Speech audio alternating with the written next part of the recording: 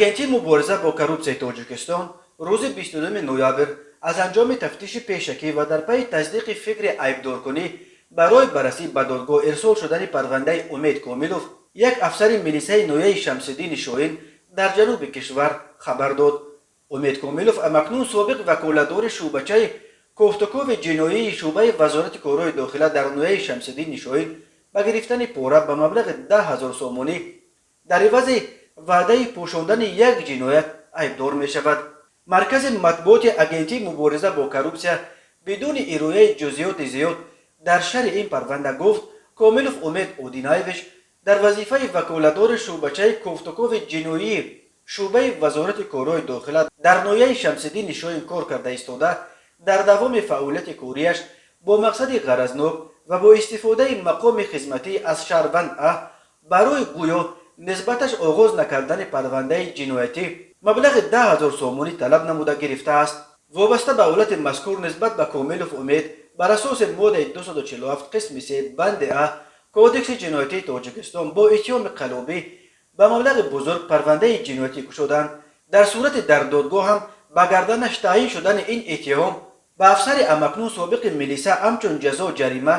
ба андозаи аз 912 то 1460 нишондиҳанда барои ҳисобҳо каме бештар аз $5,000 ё маҳрум сохтан аз озодӣ ба муҳлати аз 5 то 8 сол таҳдид мекунад. дар як ҳафтаи охир агентии мубориза бо коррупсия аз боздошти инак 2 афсари милисияи вилояти Хатлон бо иттиҳоми даст доштан дар ҷиноятҳои коррупсионӣ хабар медиҳад. агентии мубориза бо коррупсия рӯзи 15 ноябр хабар дод ки тафтиши пешакии парвандаи ҷиноятии капитани милитсия матлуба зиёдализода ва шарики ӯ шаҳрванд Абдукарим Абдуллоевро анҷом дода бо тасдиқи фикри айбдоркунӣ ин парвандаро ба додгоҳ ирсол кардааст. маркази матбуоти агентӣ гуфт шаҳрванд Абдуллоев Абдукарим дар асоси маслиҳати пешакӣ бо муфаттиши шӯъбачаи тафтишотии шӯъбаи вазорати корҳои дохилии ҷумҳурии Тоҷикистон дар ноҳияи Қубудиён капитани милитсия зиёдализода матлуба ба боварии шаҳрванд даромада барои кӯмак намудан дар парвандаи ҷиноятӣ нисбат ба писараш дар 6 ҳолат ба маблағи умумии 154,000 сомонӣ гирифта ин маблағро тасарруф намуда ба манфиати охирин ягон амали муайянеро иҷро накарданд. ба капитан матлуба зиёдализода ва шарикаш шаҳрванд Абдукарим Абдуллоев бар асоси банди б қисми 4 моддаи 247 кодекси ҷиноятии Тоҷикистон барои қаллобӣ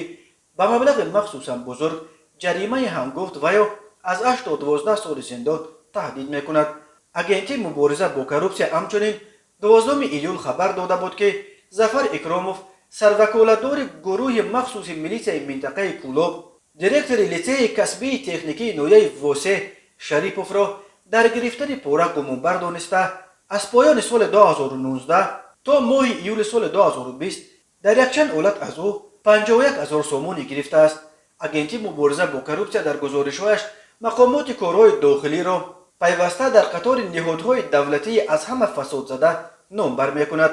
тоҷикистон дар умум яке аз кишварҳои фасодзадатарини дунё ба шумор рафта дар гузоришҳои ахири созмони Transparency International дар байни 180 кишвар аз лиҳози сатҳи фасод дар мақоми 149 қарор дода шудааст.